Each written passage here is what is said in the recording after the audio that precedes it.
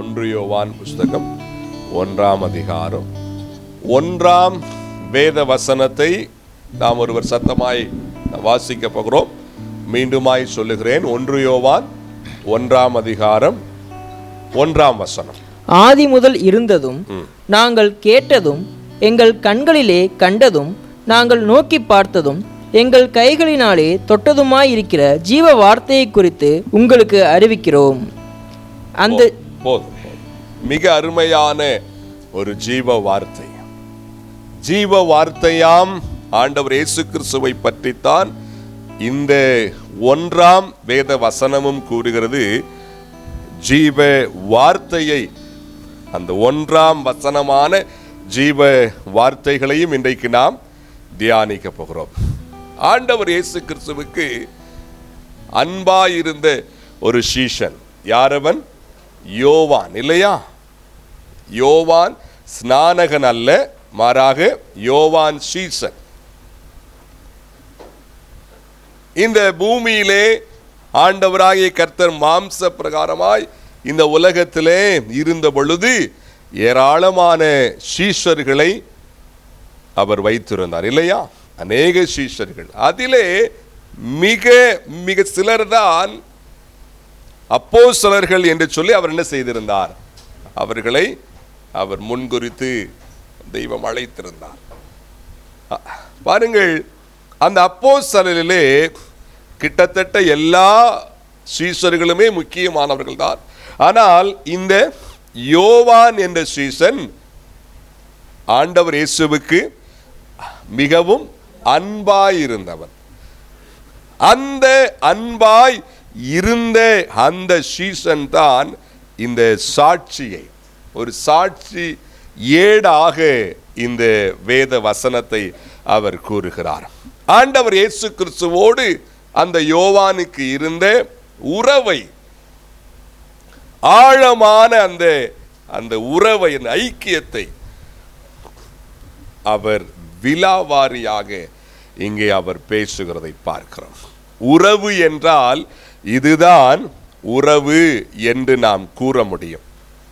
ஆண்டவராகிய கிறிஸ்துவினுடைய மார்பிலே சாய்ந்திருந்த ஒரு அன்பின் சீஷன், ஆண்டவராகிய கிறிஸ்துவோடு கூட இருந்த உறவு மிகவும் உறுதியாய், மிகவும் ஆழமாய் அது இருந்தபடினாலே ஆண்டவருடைய பெரிய கிருபைகளை அவர் அதிகமாய் பெற்றுக்கொண்டார். அவருடைய ஆசீர்வாதத்தை அவர் பெற்றுக்கொண்டார். எல்லாவற்றுக்கு மேலாக இனி வருகிற காலத்தில் உலகத்தில் என்னவெல்லாம் உண்டாகும் என்ற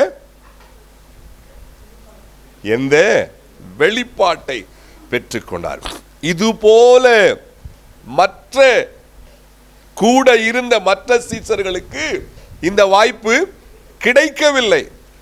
பிரத்யேகமாக யோவானுக்கு, அந்த யோவான் தான் அவர் எழுதுகிறார்.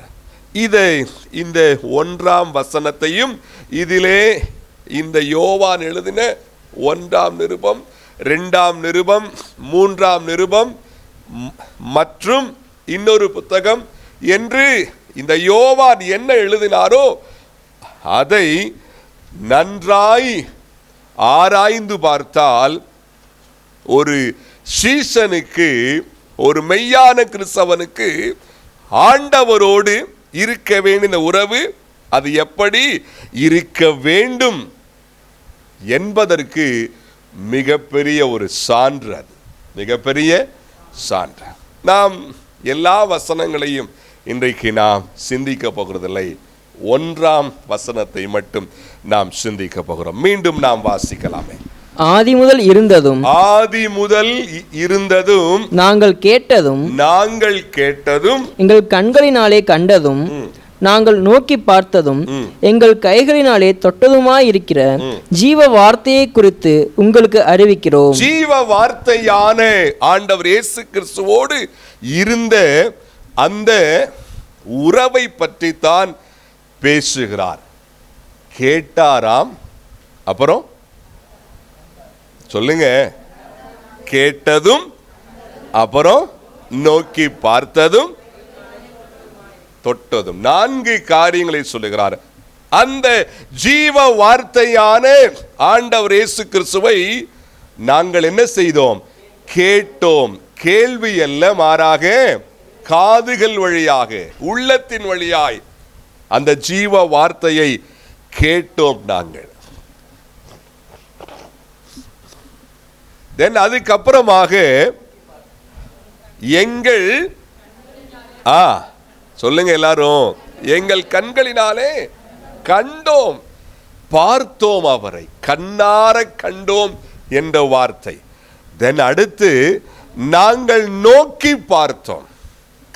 கண்ணார கண்டோம், தென் நோக்கி பார்த்தோம். 2 ஒன்று போல தெரியும், ஆனால் ஒன்று அல்ல அது. நாங்கள் கண்ணார கண்டோம் என்றால் பார்வையினாலே பார்த்தது, இந்த விழிகளினாலே. நோக்கி பார்த்தது என்றால் என்ன? அதிலே ஒரு உள்ளர்த்தம் இருக்கிறது. நாம் பின்பதாக அதை தியானிப்போம். தென் அடுத்து சொல்லுங்க சத்தமா எல்லாரும், எங்கள் தொட்டதும். ஜீவ வார்த்தையோடு இருந்த அந்த உறவை பற்றி பேசுகிறார்.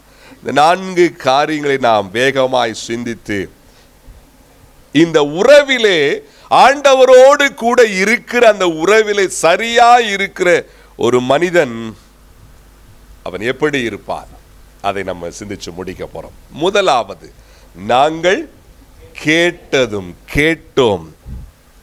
எங்கள் செவிகள் கேட்டது எதை? ஜீவ வார்த்தையை. ஆமென்.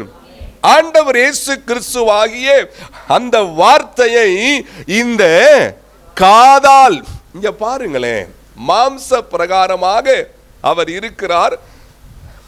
நார்மலாக யோவான், பேதுரு போன்ற எல்லா சீஷர்களும் கூட இருக்கிறார்கள். பார்த்து கேட்டு என்றல்லாமல் நார்மலான ஒரு உறவு, ஒரு ஐக்கியத்தை இயல்பாக வெளியே பேசுவார்கள். அந்த மனிதரோடு எனக்கு கொஞ்சம் நல்ல ஒரு ஐக்கியம் இருக்குது. எப்படி? ஒரு நல்ல ஐக்கியம் இருக்குது. அவர் எங்க குரு, அவர் எங்க ஃப்ரெண்டு, அவர் எங்க அப்பா. ஸோ அவங்களோடு ஒரு உறவு இருக்கு. ஆனால் இங்கே இன்ச் பை இன்ச்சாக அவர் எழுதுகிறார். அந்த உறவை நாங்கள் கேட்டோம், எங்கள் கண்களினாலே கண்டோம், நோக்கி பார்த்தோம், தென் எங்களுடைய தொட்டும் பார்த்தோம். ஆச்சரியமா, ரொம்ப ஆச்சரியமா இருக்குங்க. என்ன ஒரு விலையேற பெற்ற வார்த்தைகள் பாருங்க. நாங்கள் கேட்டதும், ஜீவ வார்த்தையை பற்றி அவர் கூறுகிறார். அந்த ஜீவ வார்த்தை நாங்கள் கேட்டுக்கொண்டே இருந்தோம். என் அன்பு தேவ பிள்ளைகளே, யோவான் பேசுகிற அந்த வார்த்தையிலே ஆழமான உள்ள அர்த்தங்கள் இருக்கிறது. கேட்டால் இயேசுவைத்தான் நாங்கள் கேட்டுக்கொண்டே இருந்தோம் என்ற ஒரு உள்ளர்த்தத்தை நாங்கள் அதை பார்க்க முடியும். ஆமாவா இல்லையா? நாங்கள் கேட்டதும் என்று சொன்னால் அந்த இயேசு பேச பேச பேச இந்த, சொல்லுங்க சத்தமா, இந்த செவிக்குள்ளே, இந்த செவியை வார்த்தைக்கு நேராக நாங்கள் வைத்துக்கொண்டே இருந்தோம். கேட்டதை பெரிதா யாரும் பேச மாட்டார்கள். அந்த பிரதரோடு ஒரு உறவு இருக்கு, அவர் என்னுடைய ஃப்ரெண்ட், ஒரு உறவு இருக்கு, கொஞ்சம் ஃப்ரீயா பேசிக்குவோம். அவர் எங்கள் குரு, அவர் இவர் என்று சொல்லி உறவை பொதுவாய் கூறுவார்கள். ஆனால் இங்கே உறவை பார்ட் பை பார்ட்டாக எங்கள் காதுகளிலே வார்த்தை விழுந்து கொண்டே இருக்கு. நீங்கள் மத்தேயு, மார்க்கு, லூக்கா, யோவான் இந்த 4 புத்தகங்களிலே சீஷர்களை நோக்கி பேசிக்கொண்டே அவர் இருந்ததை பார்க்கிறோம். பேசிக்கொண்டே யாரிடத்திலே பேசினாராம்? கேட்டவர்களிடத்திலே. ஆமென். யார் கேட்கிறார்களோ அந்த மக்களிடத்திலே. யோவானுடைய காதுகள் முழுவதும் இயேசுவின் வார்த்தைகளால் ஃபில் ஆகி இருந்தது. செவி முழுவதும் அவர்தான். கேட்டது கேட்பது முற்றிலும் அவரைத்தான். என் அன்பு தேவ பிள்ளைகளே, ஆண்டவருடைய அந்த ஜீவ வார்த்தைகளை யார் கேட்டுக்கொண்டே இருக்கிறார்களோ, சொல்லுங்க, கேட்டுக்கொண்டே இருக்கிறார்களோ, அவர்களுக்கு இயேசுவின் சத்தம் என்ன, சாத்தானுடைய சத்தம் என்ன என்பதை வேறு பிரித்து பார்க்க முடியும். எந்த சத்தம் ஓயாது காதுகளிலே உள்ளே போகிறதோ அந்த வார்த்தைகளோடு ஒரு உறவு இயல்பாகவே இருக்கும். இயல்பாகவே வீட்டிலே பாருங்கள், ஒரு புருஷ மனைவி அல்லது அம்மா அப்பா பிள்ளைகள் இருப்போம். ஓயாமல் அம்மா பேச நம்ம கேட்க, அப்பா பேச நம்ம கேட்க, பிள்ளைகள் பேச. ஒருவேளை யாராவது இல்லை என்று சொன்னால் அந்த சத்தத்தை என்ன செய்ய முடியாது, கேட்க. அந்த சத்தம் காதுகளில் விழுதுன்னு சொன்னா நாம் என்ன செய்கிறோம், அந்த மக்களோடு நாம் இணைந்து இருக்கிறோம் என்ற அர்த்தம். யார் ஒருவர் இயேசுவின் வார்த்தையை கேட்டுக்கொண்டே இருக்கிறார்களோ வேறு வார்த்தைகளை தெளிவாய் அவர்கள் இனம் கண்டுகொள்ள முடியும். இனம் கண்டுகொள்ள முடியும். இன்றைக்கு அநேக கிறிஸ்தவர்களுக்கு பிரித்து பார்க்க முடியவில்லை. இயேசு பேசுகிறாரா, பிசாசு பேசுகிறானா, இந்த ஆலோசனை மிக சரியானதா அல்லது இது எனக்கு வேண்டாததா, எல்லாவற்றை பார்த்தாலும் சரியானது போலவே இருக்கிறதே, பார்க்கிற எல்லாமே வெண்மையாய் பாலை போலவே இருக்கிறதே, என்னால் பிரித்து பார்க்க முடியவில்லையே என்ற ஆதங்கம் அநேகருக்குண்டு. என்ற சூழ்நிலையிலே அநேகர் இருக்கிறார்கள். காரணம் என்ன? இயேசுவின் வார்த்தைகள் உள்ளே போவதற்கு குறைந்த நேரத்தை வைத்திருக்கிறார்கள். மீதி மற்ற விஷயங்கள் உள்ளே போகிறது. யோவான் சுவிசேஷம் 10ஆம் அதிகாரம் எடுத்துக்கொள்ளுங்கள் வேகமாக. யோவான் சுவிசேஷம் 10ஆம் அதிகாரம் 4-5 வாசிங்க. அவன் தன்னுடைய ஆடுகளை வெளியே விட்ட பின்பு அவைகளுக்கு முன்பாக நடந்து போகிறான். ஆடுகள் அவன் சத்தத்தை அறிந்திருக்கிறபடியினால் அவனுக்கு பின் செல்லுகிறது. மெய்ப்பன் கூப்பிடும் பொழுது, மெய்ப்பன் பேசும் பொழுது ஆடுகளுக்கு தெளிவாய் தெரிகிறது, இது யார்? என்னுடைய மெய்ப்பன், என் குரு, என் ஆசான் கூப்பிடுகிறார், என் ஆசான் அவர் பேசுகிறார்.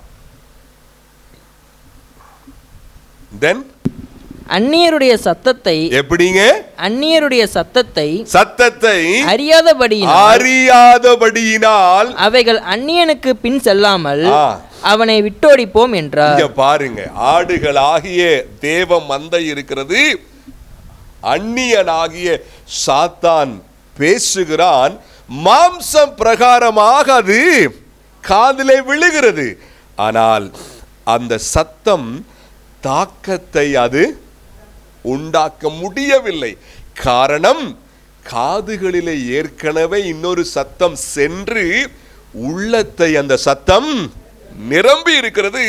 ஆகவே சாத்தான் இந்த விஷயங்கள் அந்த விஷயங்கள் வழியாய் பேசுகிற வார்த்தைகள் மாம்ச பிரகாரமா ஏதோ கொஞ்சம் கேட்கிற மாதிரி இருக்கு, பட் உள்ள போல.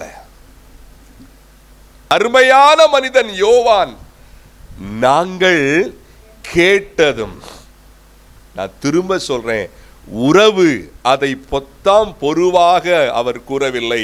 நாங்கள் கேட்டதும், கண்களினாலே கண்டதும், நோக்கி பார்த்ததும், தொட்டு பார்த்ததும்.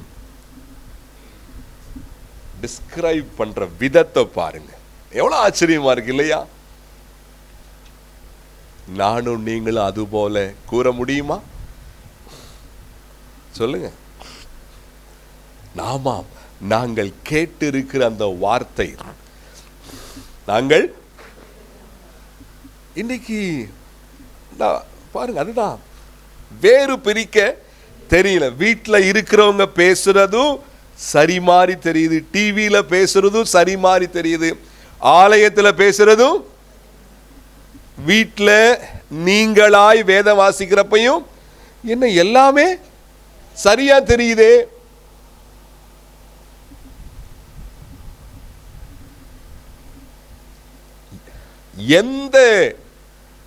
எந்த வார்த்தைகளுக்கு அதிக நேரம் விட்டு கொடுக்கிறீர்களோ அந்த வார்த்தை பின்பதாக நீங்கள் போகிறீர்கள். எப்படி? எந்த வார்த்தைக்கு உங்களுடைய வாழ்க்கையில அதிக நேரம் நீங்கள் விட்டு கொடுக்கிறீர்களோ அந்த வார்த்தை பின்பதாக நீங்கள் போய்கொண்டிருக்கிறீர்கள் என்று அர்த்தம். அது உண்மை. வாழ்க்கை அந்த வார்த்தைக்கு நேராகி போகிறது. ஒருவேளை உலக பிரகாரமான விஷயங்கள் அல்லது வார்த்தைகள் நீங்கள் உங்களுடைய காதுகளிலே கேட்க விட்டு கொண்டே இருந்தால் உண்மையாக நீங்கள் புரிந்து கொள்ள வேண்டும், அந்த வார்த்தை பின்பதாக போகிறது. என்ன அர்த்தம்? மாம்ச பிரகாரமா போல வாழ்க்கை அந்த வார்த்தையை போல மாற ஆரம்பிக்கிறது. வாழ்க்கை மற்ற கிறிஸ்தவ வாழ்க்கை பேருக்கு இருக்க ஆரம்பிச்சிடும். பேருக்கு காரணம், வீட்டில் கிறிஸ்தவங்க, ஃபேமிலி கிறிஸ்தவ குடும்பம், பின்னணி கிறிஸ்தவ பின்னணி. ஆகவே வேறு வழி இல்லாம ஆகவேதான் ஆண்டவர் சொல்லுகிறார், மகனே வேதத்தை அதிகமாய் வாசி, இரவும் பகலும் தியானி. எப்படி? இரவும் பகலும் தியானி.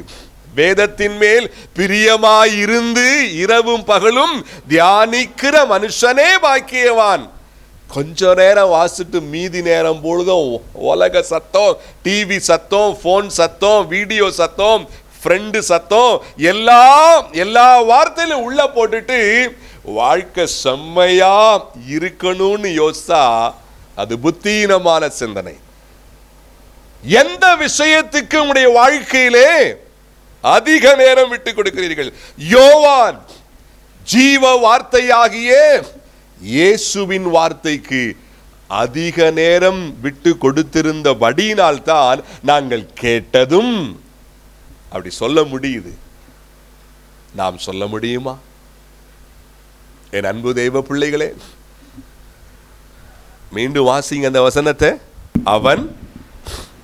அவன் தன்னுடைய ஆடுகளை வெளியே விட்ட பின்பு அவைகளுக்கு முன்பாக நடந்து போகிறான். ஆடுகள் அவன் சத்தத்தை அறிந்திருக்கிறபடியினால் அவனுக்கு பின் செல்லுகிறது.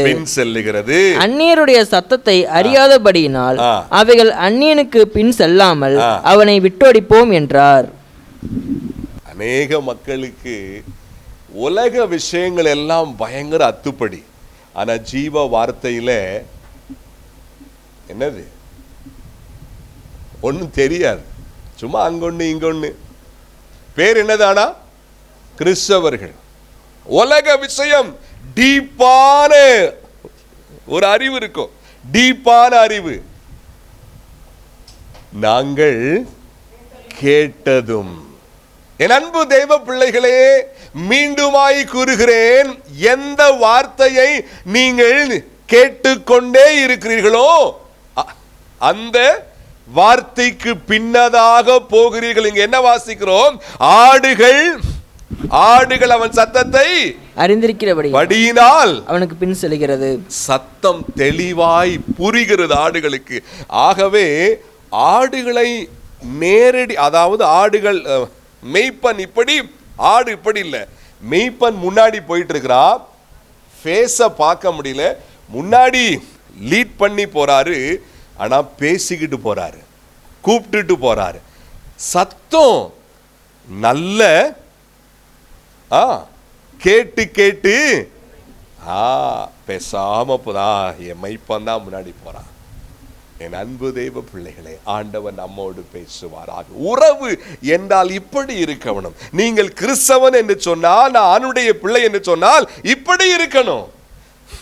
காலத்தையும் நேரத்தையும் பொழுது அன்னைக்கு போன்லயே செலவழிக்கிறது. வீடியோ பார்த்தே, அந்த ரீல்ஸ் பார்க்க, இந்த ஷார்ட்ஸ் பார்க்க, கேம்ஸ் பார்க்க, எப்ப பார்த்தாலும் இதுதான். அப்புறம் ஞாயிற்றுக்கிழமை சும்மா வந்து உக்காந்துட்டு எதுக்குங்க உங்க நேரத்தையும் வேஸ்ட் பண்ணி ஆண்டவருடைய நேரத்தையும் ஏன் வேஸ்ட் பண்ணணும்? எந்த வார்த்தையை அதிகமா நீங்க கேட்குறீங்க அதுதான் நீங்க.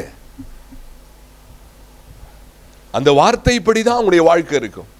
இரண்டாவது வாசிங்க. நாங்கள்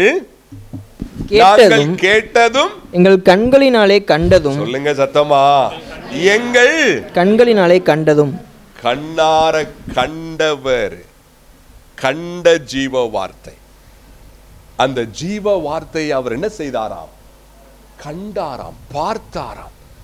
பார்வை முழுவதும், விழிகள் முழுவதும் இயேசுதான் அங்கே நிரம்பி இருந்தார். நிரம்பி, இந்த பார்வை ஃபுல்லா அவர்தான். ஒருவேளை இப்படி அவர் சொல்லியிருக்கிறார், என் கண்ணை மூடுனாலும் எப்ப பார்த்தாலும் அவர் தான் முன்னாடி என்ன செய்யறாரு, வர்றாருங்க எப்போ பார்த்தாலும். ஏன்னா நான் உட்கார்ந்து அவர் முன்னாடி அவர் பேசுறதை என்ன செஞ்சுட்டே இருந்திருப்பேன், கேட்டுக்கிட்டே இருப்பேன். கண்ணு பார்க்க, காது கேட்க, எங்கேயாவது ஒருவேளை தூங்குறப்ப கூட அவர் தான் காட்சியா வந்துகிட்டு இருக்காரு. இது உறவுங்க, இது உறவு, இது உறவு. இயேசுவையே பார்த்து பார்த்து ஊறி போன அந்த விழிகளுக்கு வேறு காரியங்களை பார்ப்பதற்கு பெரிதாக அது தெரியவில்லை. பிற காட்சிகள், பிற விஷயங்கள் இச்சைக்குரியதாய் தெரியவில்லை. அருமையான சீசன் யோவானுடைய உறவு அப்படி இருந்தது. இன்னைக்கு கொஞ்சம் யோசிச்சு பாருங்க. நம்மளுடைய பார்வை, விழிகள் அங்குமிங்குமாக அது என்ன செய்கிறது? பாயுதா இல்லையா? கண்ணை அடக்க முடியலையே. கண்ணு கொஞ்சம் செல்ஃப் கண்ட்ரோலா வச்சுக்க முடியலையே. கண்ணு ஐயோ, இங்க பாருங்க. இயல்பாக ஒரு முறை பார்ப்பது பாவம், உங்களை அறியாமல் இயல்பாக நம்ம காட்சியில அந்த கண்ணு படுது, பெரிய விஷயம் அல்ல. இரண்டாவது, பார்த்ததுமே மீண்டும் அது என்ன, அது யார், அது எப்படிப்பட்டது என்ற உணர்வோடு அந்த சிந்தனை வந்து மீண்டும் பார்க்கிறோம் என்று சொன்னால் ஃபினிஷ்டுன்னு அர்த்தம். அங்க ஃபினிஷ் ஆயிருச்சு. என்னது? அவ்வளவு நேரம் நேரா போயிட்டு இருந்த வாழ்க்கை லைட்டா என்ன செய்யுது, அங்க ஸ்ட்ரக் ஆகுது. யோவான் அப்படி சொல்லல. எங்கள் கண்டதும், கண்ணார பார்த்தோம். எங்களுடைய விழிகளை மூடினால் கூட அதே காட்சி வந்து கொண்டே இருக்கிறது. காரணம், பொழுதன்னைக்கும் எப்போதும் இயேசுவுக்கு முன்பதாக நின்று பேசுவதை கேட்டுக்கொண்டே இந்த காதுகளும் கேட்டுக்கொண்டே இருக்கிறது, இந்த பார்வையும் பார்த்து கொண்டே இருக்கிறது. இதல்லவா உறவு? ஆலயத்தில் இருக்கிற பொழுது மாத்திரம் இந்த கண்கள் அங்கும் இங்குமாய் போய்விடக்கூடாது என்ற உணர்வோடு இருக்கிற நான் வெளியே போனதும் ஃப்ரீ பேர்டாக, ஆமாவா இல்லையா? அப்புறம் கண்ணை மூடிட்டா வேறு சிந்தனையா வருது. அப்ப வராம என்ன செய்யும்? தூங்குறப்ப என்ன வருது? கனவு, வேற பேய் கனவெல்லாம் வருது. பார்க்கறது பூரா அப்படி இருந்தா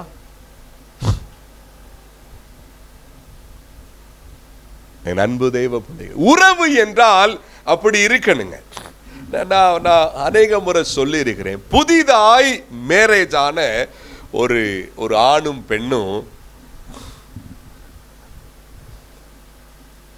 ஸோ அவங்களுக்குள்ள மேரேஜ் முடிஞ்சிருச்சு, ஒரு புதிய உறவு ஆரம்பமாக இருக்கு.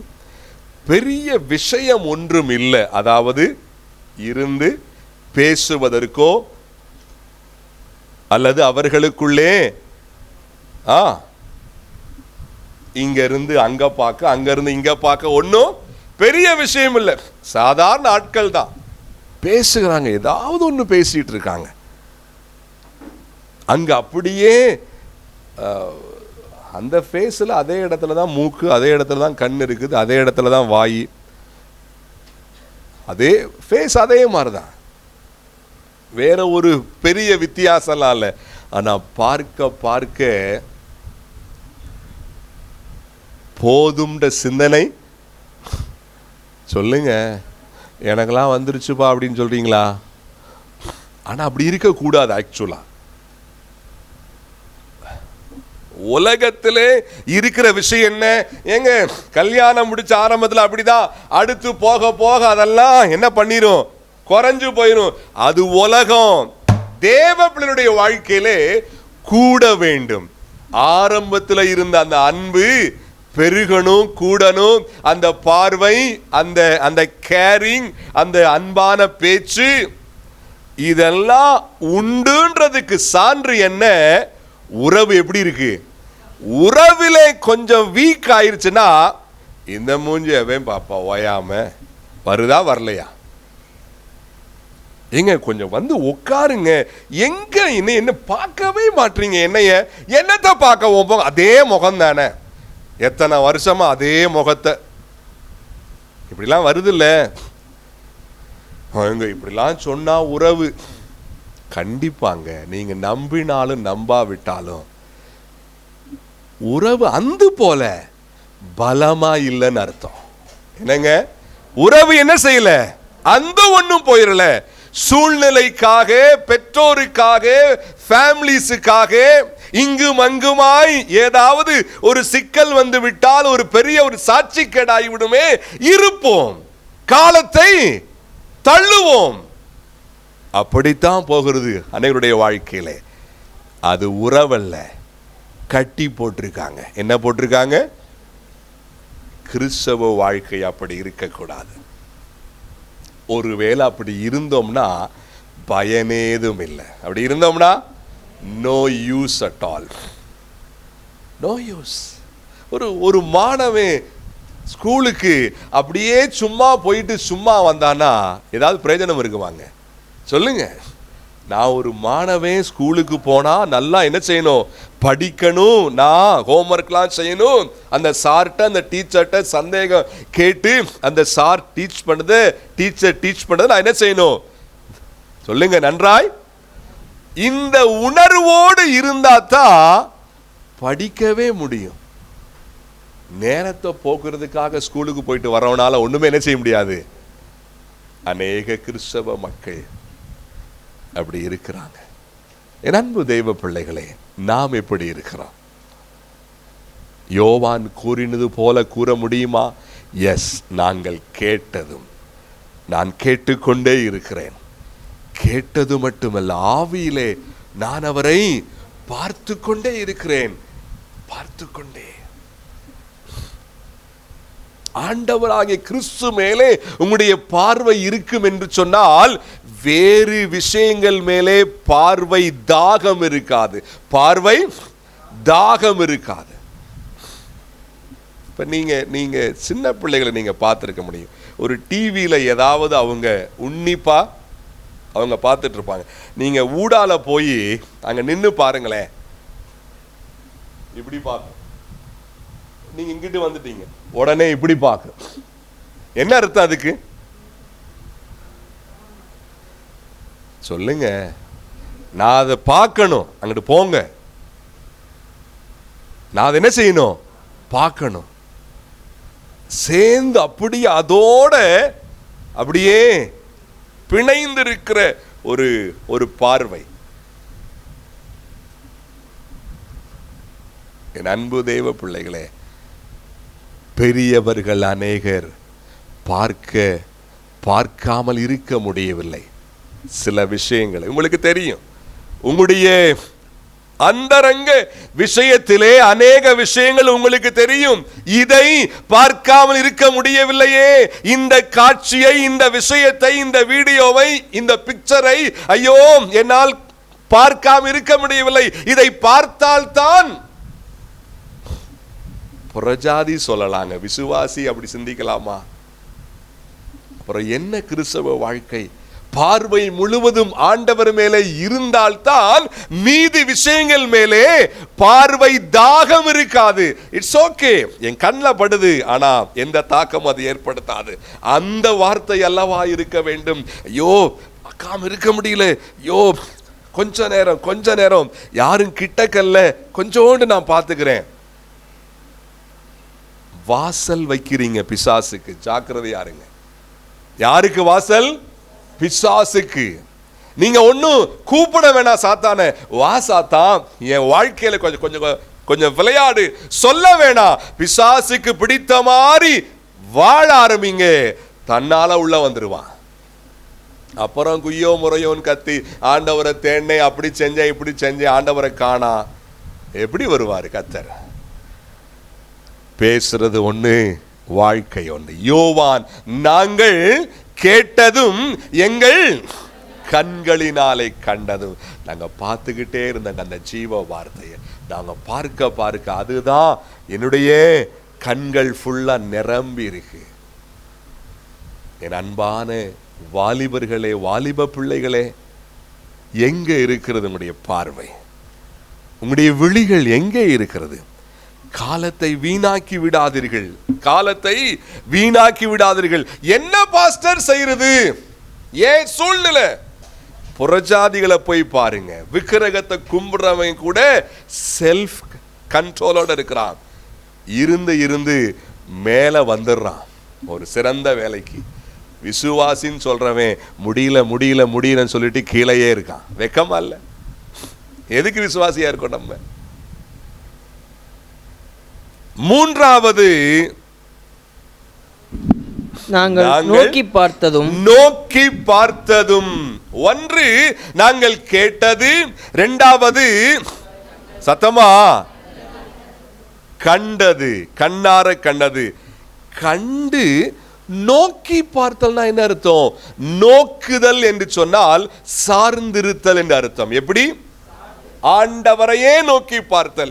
இவரை விட்டால் எங்களுக்கு வேறு வழி இல்லை. உம்மை உறுதியாய் பற்றி கொண்ட உடையவன் உம்மையே. அந்த அர்த்தம் இங்க, அந்த அர்த்தம். நோக்கி பார்த்தல். இந்த பார்வையினால அவரை பார்க்கிறோம்ல, அப்புறம் என்ன நோக்கி பார்க்கிறது? நம்பிக்கை. அவரே எங்களுடைய, சொல்லுங்க, அவரே எங்களுடைய, எங்க சார்பு, எங்க நம்பிக்கை அவர் மேல்தான். ஆமென். நோக்கமும் சிந்தையும் அவர் மேல் மட்டுமே. யோவானுடைய உறவுக்கு சான்றது. கேட்டல் மட்டுமல்ல, என்னங்க, எங்களுடைய இந்த காதுகளினாலே அல்லது இந்த செவியினாலே கேட்பது மட்டுமல்ல, தென் இந்த பார்வையினாலே பார்ப்பது மட்டுமல்ல, எங்களுடைய நோக்கம், எங்களுடைய சிந்தை, எங்களுடைய சார்பு முழுவதும் அவர் மேல் நோக்கி பார்க்கிற ஒரு உணர்வு. அதுதான் உறவுக்கு அடையாளம். தேவைக்கு மட்டுமல்ல, முழுமையான சார்பு. எங்களுடைய வாழ்க்கையினுடைய ஆசான் நீங்க தான் ஆண்டவரே, எங்க குரு நீங்க தான். நீங்க முன்னாடி போக நாங்க பின்னாடி வருவோம் உங்க பாதையில. அதுதான் சார்பு. தேவைக்கு அதனுடைய பிரசனத்துல அமர்ந்து ஆண்டவரே எங்களுக்கு உதவி செய்யுங்க, இது சார்பு அல்ல. வாழ்க்கையை முழுவதுமாய் அவரிடத்துல விட்டு கொடுத்திருப்பதுதான் சார்பு. நீங்க முன்னாடி போங்க, நீங்க என்ன சொல்றீங்களோ அதே மாதிரி நாங்க பின்னாடி வரோம். அதுதான் சார்ந்திருத்தல், அதுதான் சார்ந்திருத்தல். சார்ந்து இருக்கிறவர்களுக்கு அவரே நம்பிக்கையா இருக்கிறார். ஆமென். அந்த நம்பிக்கை ஒருபோது வீண் போகாது, ஒருபோது அந்த நம்பிக்கை வீண் போகாது. இதுதான் உறவு. இந்த உறவு வேண்டும். ஆமென். இந்த உறவு தான் உயிராய் இருக்கிறான். ஒரு கிறிஸ்தவன் உயிராய் இருக்கிறான் என்பது அடையாளம். இந்த உறவு இல்லாம சும்மா ஆலயத்துக்கு சும்மா வந்துட்டு அப்படியே உட்காந்து பார்த்துட்டு சேர்ந்து பாடுறப்ப சும்மா கொஞ்சம் லைட்டா அது கிறிஸ்தவ வாழ்க்கை இல்லைங்க. வாழ்க்கையோடு பிணைந்திருக்க வேண்டும். எங்கள் எங்கள் எங்கள் பார்வை, எங்களுடைய கண்கள் முழுக்க இயேசு ஃபில்லாகி இருக்கிறார். எங்களுடைய செவி முழுக்க கிறிஸ்து ஃபில்லாகி இருக்கிறார். பிளஸ் மிக முக்கியமாய் எங்களுடைய நோக்கம், எங்களுடைய சிந்தை, எங்களுடைய சார்பு, எங்களுடைய நம்பிக்கை அவராகத்தான் இருக்கிறார். அப்படிப்பட்டவர்களுக்கு தான் அவர் என்ன செய்ய முடியும் சொல்லுங்க. இப்படிப்பட்ட சீசர்களை பார்த்து தான் அவர் கேட்டாரு, ஏதாகிலும் உங்களுக்கு குறைவாயிருந்ததான் கேட்டாரு. என்ன ஆன்சர் வந்துச்சு? ஒன்றும் உங்களுக்கு சொல்லுங்க. யார் சொன்னது? இப்படிப்பட்ட சீசர்கள். இப்படிப்பட்ட அங்கே நான் என்று கூட அவர் சொல்லல, நாங்கள் சீசர்களை சேர்த்து சொல்றாரு. அதாவது சீசர்களாய் மாற்றின ஆரம்ப கட்டத்திலே சிலருக்கு போதுமான கொஞ்சம் பக்குவம் இல்லை. முந்தி பேச, முந்தி எதையாவது செய்ய, ஆண்டவரே இப்படி பண்ணிடலாமா, அப்படி பண்ணிடலாமா, இந்த மக்களை பார்த்து கோவப்பட, ஆண்டவரே மேல இந்த அக்கினி இறக்கிடுவோமா, இதை செய்வோமா, அதை செய்வோமா. ஆண்டவரை சிலுவையில் அறைய போறாங்க. எல்லாரும் என்ன செஞ்சுட்டாங்க? ஓடிட்டாங்க. பேதுருவும் யோவானு மட்டும் தூரத்துல நின்று பார்த்தவங்க. கிட்டத்தட்ட அது வரைக்கும் போதுமான பக்குவம் இல்லை. ஆனால் காலங்கள், அந்த உறவு கொஞ்சம் ஆழமாக செம பக்குவம். அவர்கள்தான் இந்த உலகத்தை என்ன பண்ணாங்க? அப்சைட் டவுன் ஆக உலகத்தை கிறிஸ்துவுக்கு ஆதாயப்படுத்தின அருமையான மக்களாய் மாறி போனார்கள். ஆண்டவர் உங்களையும் என்னையும் அப்படி மாற்ற விரும்புகிறார். ஆமென். உங்களையும் என்னையும், உங்களுடைய வாழ்க்கையிலும் எந்த பற்றாக்குறையும் இருக்க வேண்டாம் என்று அவர் விரும்புகிறார். ஆனால் விரும்புகிற கர்த்தர் வாழ்க்கை, உறவு இதுபோல இருக்க வேண்டும் என்று சொல்லி அவர் எதிர்பார்க்கிறார். ஆமென். அடுத்து வாசிங்க. நாங்கள் நோக்கி பார்த்ததும் எங்கள் கைகளினாலே தொட்டதுமாய் இருக்கிற எங்கள். என்ன அர்த்தம் இது? உணர்வு, உணர்ச்சிகள், உணர்ந்து பார்த்தல். உணர்வும் உணர்ச்சியும் அவரை சுற்றியே இருந்தது. என்னங்க சொல்லுங்க? என்னது? உணர்வும் உணர்ச்சியும் அவரை சுற்றியே. ஃபீலிங்ஸ் உட்பட ஆண்டவர் மேல. என்னதுங்க? ஃபீலிங்ஸ் உட்பட. அநேகருக்கு ஃபீலிங்லாம் வேற மாதிரி இருக்கும். வார்த்தை மட்டும் எப்படி இருக்கும்? ஆண்டவர் சிலர் பேசுவாங்க. ஆனா ஃபீலிங்லாம் வேற பக்கம் இருக்கும், சிந்தனைலாம் வேற பக்கம். ஆனா இங்க முழுவதுமாக ஆவி, ஆத்மா, சரீரம் முழுவதுமாக ஆண்டவர் மேலே முற்றிலுமாய். அதுதான் மெய்யான உறவு. அதுதான் மெய்யான உறவு. ஒரு கிறிஸ்தவன், ஒரு சீஷன் இப்படித்தான் இருக்க வேண்டும். ஒன்று எது?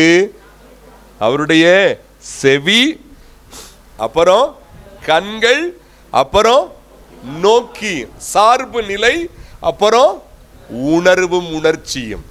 நான்கும் ஆண்டவர் மேல இருக்கணும். ஆண்டவர் மேலே. இதுதான் மெய்யான உறவு. ஆண்டவரோடு சரியான உறவில் இருப்பவர்கள் இப்படி இருப்பார்கள். எப்படி பாருங்கள், அங்கே பாருங்கள். 1ஆம் வசனத்திலே 2ஆம் 3ஆம் வசனத்திலே ஒரு வார்த்தையை 3 முறை பார்க்கிறோம்.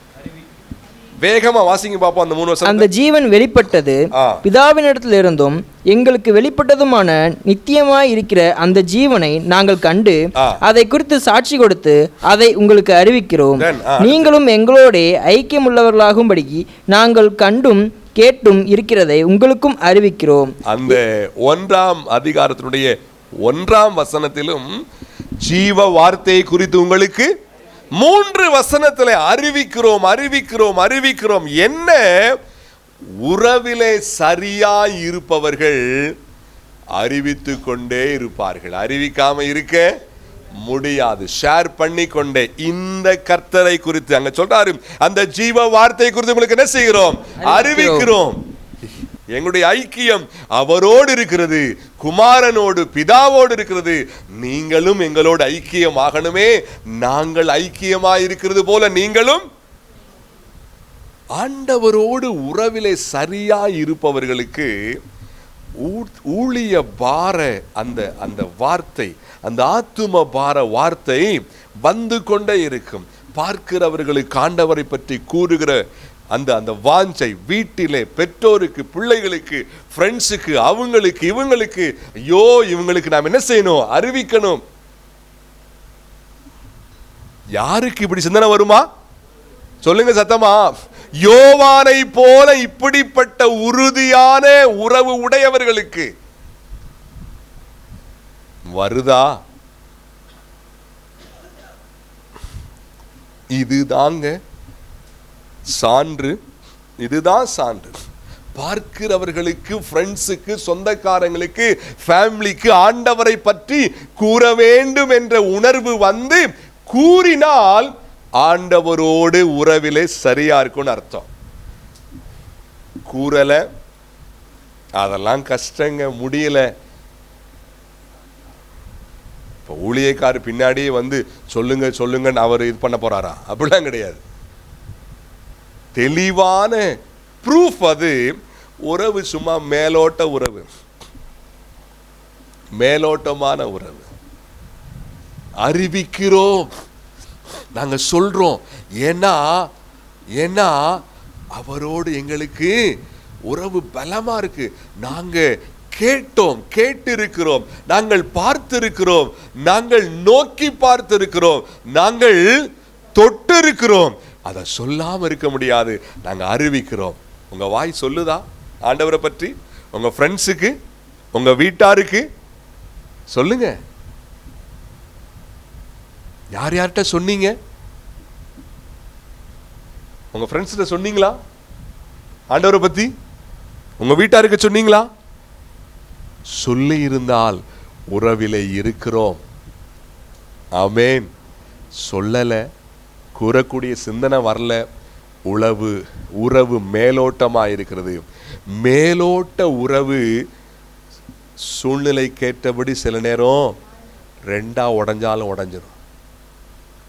ஈஸியா பின்வாங்க முடியும். அந்த உறவிலே அறிவிக்கணும். அதனால தாங்க பாருங்க, ஓயாம சொல்லுங்க, ஆண்டவரை பத்தி சொல்லுங்க. பாருங்க, அந்த கூறுகிற அந்த பிறருக்கு ஆண்டவரை பற்றி பேசுகிற உணர்வு இருந்தாலே ஆண்டவரோடு நம்ம கொஞ்சம் லிங்க்ல இருக்கோன்னு அர்த்தம். யாருக்கும் சொல்லக்கூடிய உணர்வே வரமாட்டேது. அது பேர் கிறிஸ்தவங்க. இங்க கூட சிலர் அப்படி இருக்கிறீங்க, பேர் கிறிஸ்தவங்களா. உங்களை யாரும் வந்து பின்னாடியே வந்து ஒன்றும் சொல்ல போறதுக்குள்ள. ஏன்னா பிரசங்கம், தேவ செய்தி போதுமானது நாம் மாறுவதற்கு. தனியா வந்து உட்காந்து உங்கள்கிட்ட பேசி 5 விசாக்கு பிரயோஜனம் கிடையாது. பிரசங்கத்தை கேட்டே மாறாத ஆட்கள் வந்து பிரசனலா உட்காந்து பேசி பாஸ்டர் பேசுறதுக்காக சரிங்க பாஸ்டர், சரிங்க பாஸ்டர், சரிங்க அண்ணே அண்ணே நன்னே. எதுக்கு அதெல்லாம்? ஆவியானவர் இங்கே பேசுகிற வார்த்தைக்கு அநேகருடைய வாழ்க்கையிலே எந்த கீழ்ப்படுதல் மாற்றல்ல, சும்மா பேர் கிறிஸ்தவ வாழ்க்கை. ஆண்டவரே எனக்கு உதவி செய்யுன்னு கேளுங்க. இனியுள்ள வாழ்க்கை பாருங்க. இந்த 2024ஆம் ஆண்டு ஆரம்பித்து 3 மாதங்கள் முடிய போகிறது. ஒருவேளை நான் முன்னே கூறினது போல ஆண்டவர் பேசி பேசி கேட்டு கீழ்ப்படியாத ஒரு மாதங்களாய் இருந்திருக்கலாம். மீதியுள்ள மாதங்களாவது இப்போவே தேவ செய்தி, தேவ ஆவியானவர் பேசிக் கொண்டிருக்கும் பொழுதே வாழ்க்கையை ஒப்பு கொடுங்க. ஆண்டவரே என்னை அர்ப்பணிக்கிறேன்னு சொல்லுங்க. ஆண்டவரே என்னை அர்ப்பணிக்கிறேன், என்னை புதிதாக்குங்கன்னு கேளுங்க. ஆண்டவரே என்னை புதிதாக்குங்க. என்னை ப்ளீஸ் என்னை சுத்திகரிங்க, நான் மாறட்டும் என்று கேளுங்க. உம்மோடு இருக்கிற அந்த உறவு எனக்கு என்ன செய்யட்டும்? பலமாய் மாறட்டும் என்று கேளுங்கள். என் வாய் உம்மை பற்றி சொல்லிக்கொண்டே இருக்கட்டும் என்று கேளுங்கள். ஆண்டவர்கிட்ட கேளுங்க, இயேசுவின் வாயா இது மாறட்டும் என்று கேளுங்க. ஆண்டவர் உங்களை நேசிக்கிறார். இரண்டாவது, ஆண்டவரோடு உறவு சரியா இருந்தால் உண்டாகிற மாற்றங்கள் அல்லது சான்றுகள். 8ஆம் வசனம் 10ஆம் வசனம். நமக்கு பாவம் இல்லை என்போமானால் நம்மை நாமே வஞ்சிக்கிறவர்களாய் இருப்போம், சத்தியம் நமக்குள் இராது. நம்முடைய பாவங்களை நாம் அறிக்கையிட்டால் பாவங்களை நமக்கு மன்னித்து 8:10 நாம் பாவம் செய்யவில்லை என்போமானால் நாம் அவரை பொய்யராக்குகிறவர்களாய் இருப்போம், அவருடைய வார்த்தை நமக்குள் இராது. இந்த 2 வசனங்களிலே உள்ள விஷயம் என்ன?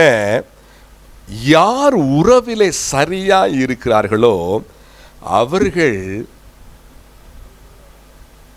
குறைகளை ஒத்துக்கொள்வார்கள். என்கிட்ட பாவம்லாம் கிடையாது அப்படின்னு சொல்ல மாட்டாங்க. நான் ஒன்றும் பெருசா என்ன செய்யல, நான் ஒன்றும் தப்பு பண்ணலையே, அவங்கள பாருங்க இவங்கள பாருங்க அவங்கள பாருங்க, என்கிட்ட பெருசா என்ன தப்பு இருக்கு, இப்படி பேசுவாங்க. யாரு? உறவிலே பலமாய் ஆழமா இல்லாதவங்க. நான் ஒன்றும் பெருசா அவன் பெரிய பெரிய தப்பு பண்றான், நான் இது பண்ணதுக்கா இப்படி பேசுற கூட்டம்லாம் பேருக்கு இருக்கிற கிறிஸ்தவ கூட்டம், பேரு கிறிஸ்தவ கூட்டம். அநேக முறை அப்படி பேசியிருக்கோமா இல்லையா? நான் என்ன தப்பு பண்ணேன், நான் மிஸ்டேக் பண்ணனா, ஏன்டலாம் அப்படி கிடையாது, அந்த பழக்கம் இந்த பழக்கம். என் அன்பு தெய்வ பிள்ளைகளே, உறவிலே சரியாய் யார் இருக்கிறார்களோ சொல்லுங்க, எப்படி சொல்லுங்க, உறவிலே யார் சரியா இருக்கிறார்களோ ஆண்டவரோடு கிட்டி சேர சேர என்னங்க, ஆண்டவரோடு கிட்டி சேர சேர உள்ளுணர்வு பேசிக்கொண்டே இருக்கும். தம்பி, அன்பு மகனே மகளே, இன்னும் சீர்படணும்பா, இன்னும் சீர்படணும். எப்ப நடக்கும் இது? சேர சேர, அதாவது மிக உத்தமமான அந்த ஆண்டவரோடு உறவிலே கிட்ட போய்கிட்டே இருக்கும். போக போக இங்க இருக்கிற அந்த பிரைட்னஸ் இங்கே முழுவதுமாய் வீச வீச டாட்ஸ் எங்கெங்க இருக்குன்னு என்ன செய்ய ஆரம்பிச்சிடும், தெளிவா கிளீனா என்ன செய்ய ஆரம்பிச்சிடும், தெரிய ஆரம்பிச்சிடும். இன்னும் கிட்டக்க போக ரொம்ப பிரைட்டா இருக்குது. பிரைட்டா இருக்கிற இடத்துல தெளிவா புரியாரு, ஆஹா ஆண்டவரே, இந்த விஷயத்துல நான் கொஞ்சம் இந்த விஷயத்துல உறவிலே டீப்பா இல்ல, தூரமா இருக்காங்க, வெளிச்சமே சரியா வீசல, தவறே தெரியாது. நான் சரியா தானே இருக்கேன், நான் இப்படி இருக்கேன், நான் சரியா தான் இருக்கேன், பெருசா என்னல ஒண்ணும் அப்படி ஒண்ணும் நான் பார்க்கலையே, குருடா போச்சு, கண்ணு மங்கி போச்சு. ரட்சிக்கப்பட்டு 20 வருஷம் ஆச்சு, என்னைய போய் இப்படி சொல்லலாமா? உன்னையத்தான் சொல்லணும். கண்ணு என்ன போச்சு? குருட்டு கண்ணா போச்சு. ஏன்? கிட்டக்க இல்லையே, தூரமால இருக்கும். கிட்டக்க வந்தா தானே தெரியும் தப்பு என்னன்னு தெரியும். அந்த ஒளி வீச வீச, ஐயோ ஓஹோ, இந்த இடத்துல நான் கொஞ்சம் வீக்கா இருக்கேன், இந்த இடத்துல நான் கொஞ்சம் வீக்கு, இந்த இடத்துல பேசுறதுக்கு நம்ம யோசிப்போம், வேகமா பேசுறதுக்கு. ஐம் சாரி ஆண்டவரே, என்னை இன்னும் கொஞ்சம் சீர்படுத்துங்க.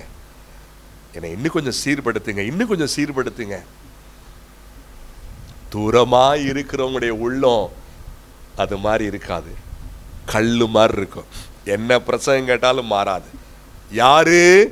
தூரமா இருக்கிறவங்க, உறவிலே பலமா இல்லாதவங்களுக்கு. அம்மா, அன்பு தெய்வ பிள்ளையே, நாம் எப்படி இருக்கிறோம்? அழகா சொல்றாரு. மீண்டும் வாசிங்க அந்த வசனத்தை. நமக்கு பாவம் இல்லை என்போமானால் என்னங்க, நமக்கு பாவமில்லை என்போமானால் நம்மை நாமே வஞ்சிக்கிறவர்களாய் இருப்போம். அநேகர் அப்படி பேசி இருக்கிறாங்க ஆதி சபையில. ஏண்டெல்லாம் அப்படி கிடையாதுங்க. அழகாய் சொல்றார் ஆவியானவர். தென் அடுத்து இந்த பக்கம், நாம் பாவம் செய்யவில்லை என்போமானால் நாம் அவரை பொய்யர் ஆக்குகிறவர்களாய் இருப்போம். உறவிலே பலமா இருக்கும் பொழுது நம்முடைய குறைகள் பெரிதாய் தெரியும். அந்த குறைகளை அறிக்கையிட்டு கொண்டே இருப்போம். உறவிலே பலமா இல்லாத பொழுது என்னங்க, உறவிலே சத்தம் வரலையே, பிறர் குறைதான் தெரியும். என்னங்க தெரியும்? அநேகர் இருக்கிறாங்க இங்க, இந்த அவங்க இவங்க நான் ஒன்றும் அவ்வளோ பெருசா வேண்டாங்க.